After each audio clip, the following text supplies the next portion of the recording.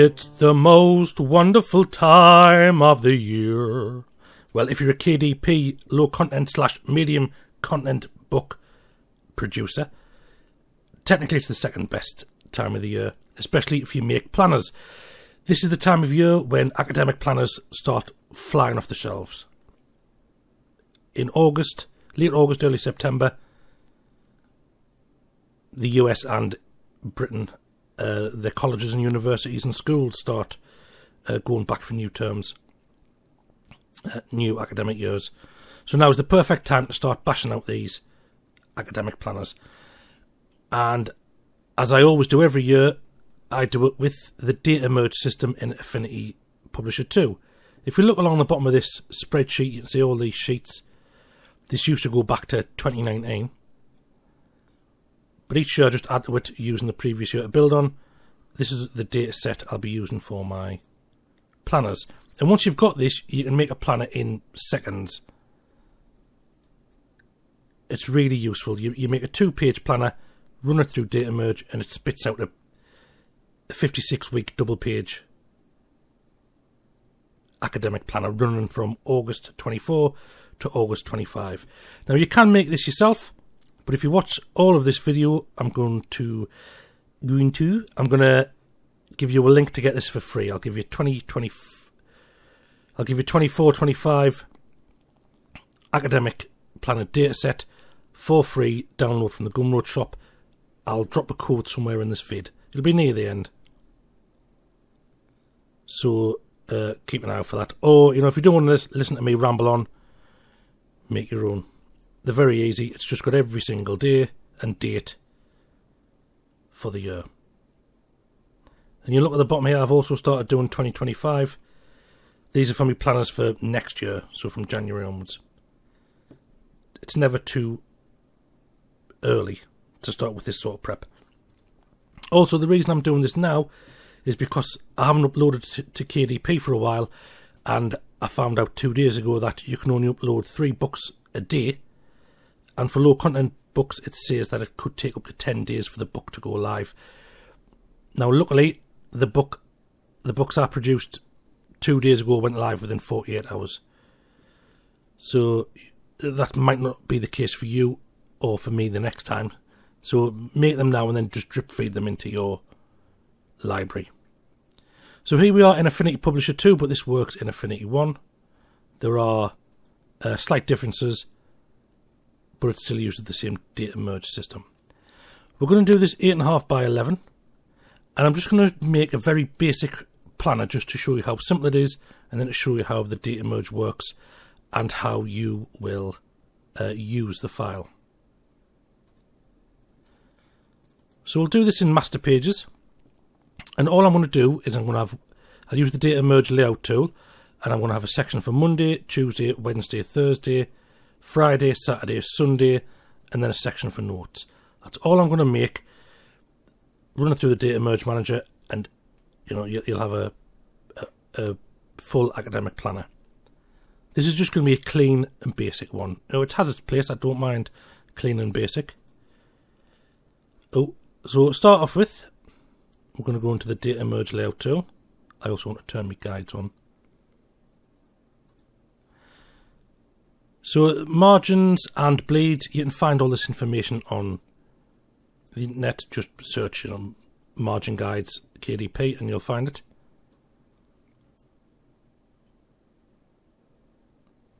So this is the data merge tool. It'll become apparent as I go through the steps of what it does, but basically this area, whatever I put in this area here, as long as it's inside the data merge layout tool, will be repeated in each of these 4 segments. For example, let's just put a text box in there. As you can see, I'm typing in there and it appears in all of them. That makes this a lot quicker. But I do need to change the layout. So with the data merge tool selected, you get this guide here at the top of this toolbar. So I want 4 rows, but I only want 1 column. So that'll be 1, 2, 3, 4, perfect. And in the first one, I want this to be a lined area, and I'm going to have a space for the date, the day, the month, and the year. And because I'm lazy, I'm going to use the table tool to create that lined area. So I want 4 columns, one for each date, day, month, and year. Stretch that out. And stretch that down. I'm also going to just adjust the width of some of these, some of the columns. So this is only going to have a number in, so I can make it a bit smaller. This will have the day, this will have the month. So I want these first 3 fields to be quite close together, and the date can just be by itself over here. And it's important that you set up the alignment of the text, how you want the text to appear now. So by selecting the top row, this is the only place that we'll have actually inputted text. I'm going to change it to center alignment, so the word will appear in the middle of the cell rather than the top or the bottom. And I'm also going to keep it aligned left, apart from in this last column where the year is going to go, and I'm going to align that right.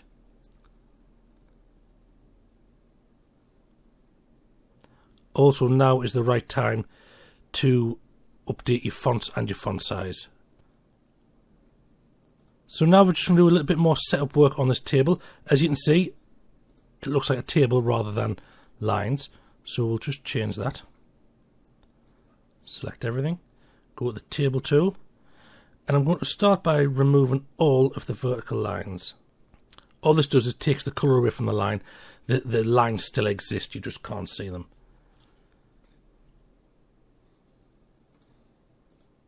So there it is there. Now it looks like a lined page. Now is also the time to change the width, to change the height of the lines. Now I like going for about 8mm for the height. It's fairly standard line height. Even though we're working in inches, we can still put mil in and it'll work fine.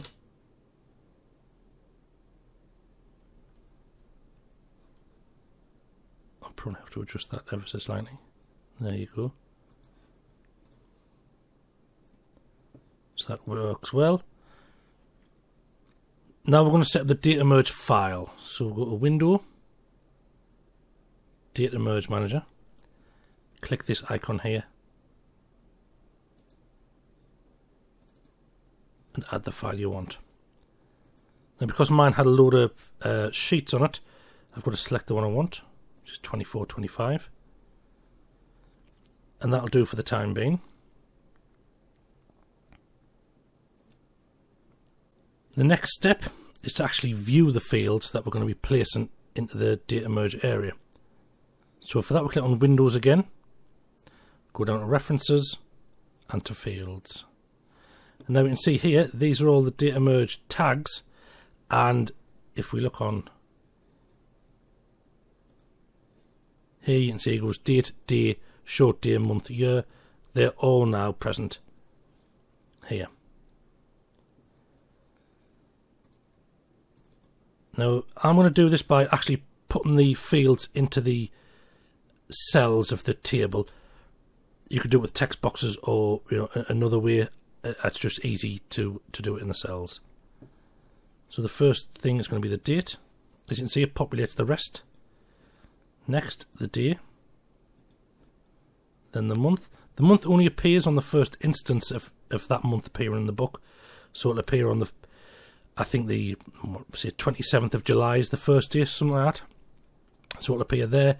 It'll appear on the 1st of August and the 1st of September. But it doesn't appear any other time.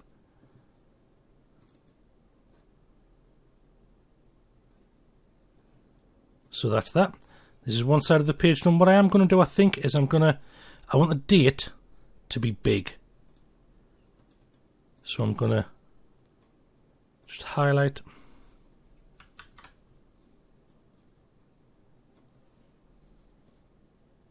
those two cells. A1 and A2. I'm going to right click and I'm going to merge the cells. I'm also going to increase the size to say 20, and I'll make it bold. I might want to change that later on, but that'll do for the time being. So that's Monday, Tuesday, Wednesday, Thursday, and now I have to create Friday, Saturday, Sunday in a section for notes. But what I'm going to do is just Shift Control, which copies, and just drag this across. And then I don't need this bottom section here. So with the Data Merge Manager tool thing selected, knock the rows down to 3.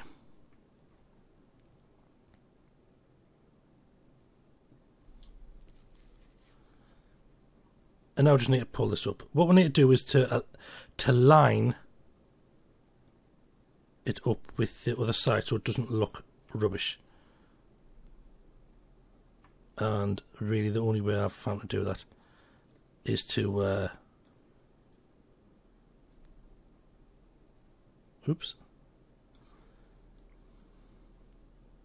is to just line up with using the ruler tool there. So the ruler here, you can see the blue line is there. We need this blue line to also be there. Perfect. So that's Monday, Tuesday, Wednesday, Thursday, Friday, Saturday, Sunday.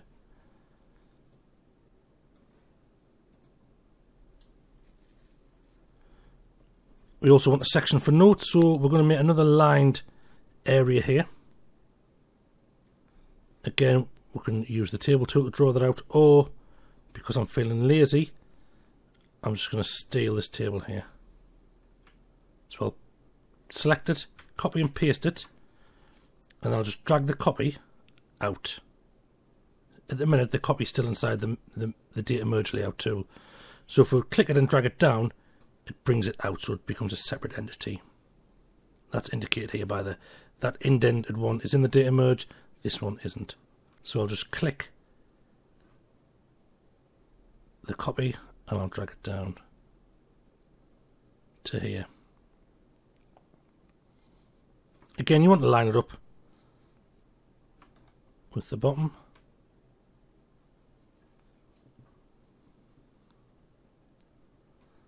I'll just drag a line down.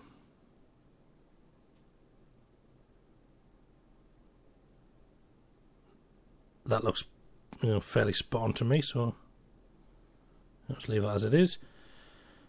And I'll just go about resetting this. So I don't need the date, but I'll put notes in there.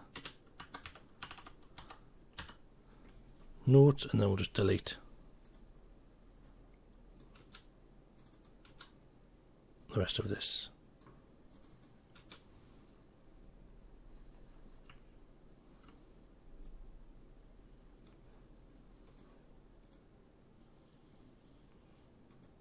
I also just need to move it across ever so slightly. Again, take your time and get it lined up.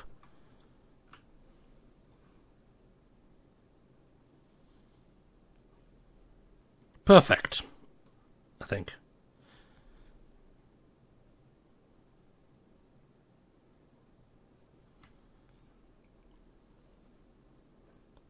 So if we go into pages now, you can see I'll just clear the master from there. That'll be a title page. So this is what it'll look like. Date, day, month, year. Section for notes. This double page will be repeated throughout the book. Now you've got to get your font size and font type right now before you do the next stage, because once you've merged the document, you can make changes, but you've got to make changes to every square. To every text box. You can't just do it in master pages, because once it's merged, the master page, the text tags don't technically exist anymore because they're the texts there. You'll see what I mean, I think, when I do it. So now let's run the merge. We'll go to Windows again, open up Data Merge Manager, and down here we change the page range. If we do all pages, it would repeat page 1, 2 and 3. So you'd have a blank page every third page. We don't want that, so we'll just change it to 2 and 3 and then click generate.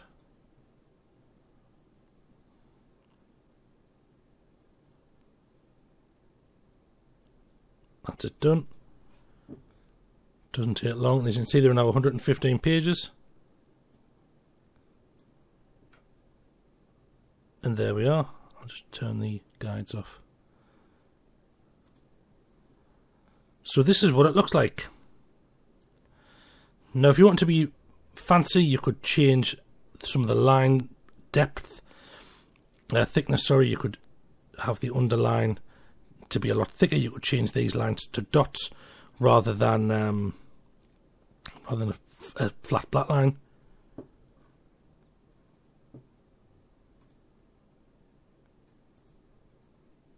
You could add patterns behind them. You could add, shade in different areas. Maybe have a grey square behind the Monday, Wednesday, and the Friday, or have the weekend blocked out in a different colour.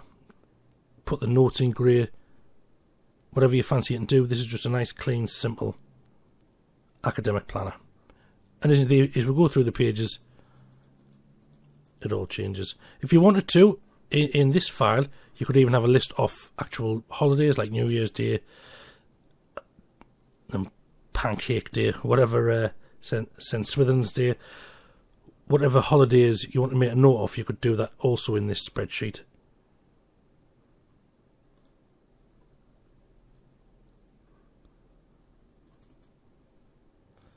So just to demonstrate, so in this master page, if you were to change anything in here, like that, let's change the size down to 10.